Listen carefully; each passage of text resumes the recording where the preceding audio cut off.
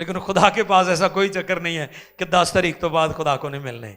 खुदा को जब भी पुकारेंगे, जब भी पुकारेंगे, जहां भी पुकारेंगे, जिस भी हालत में पुकारेंगे, वो आपको दुआओं का जवाब देगा और मुहैया करेगा, क्योंकि वो खुदा है।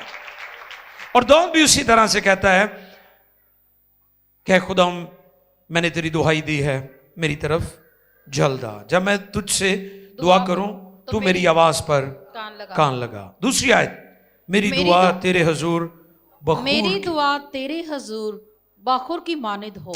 सुने गौर से, जैसे मैंने कहा था कि जैसे हमारी दुआएं खुदा को खुश करती हैं ना, वहां पर वो दुआएं जो गैर में आ रही हैं खुदा को नाखुश भी करती हैं, नाराज भी करती हैं।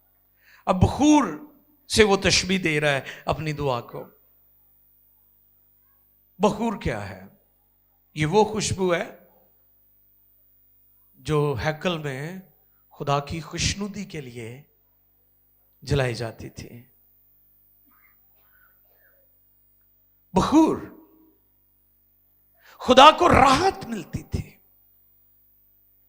खुदा को पसंद था कि बखूर जलाया जाए, और बनी इस्राइल बखूर जलाकर खुदा को खुश करते, उसकी खुशनुदी के लिए इस अमल को करते थे।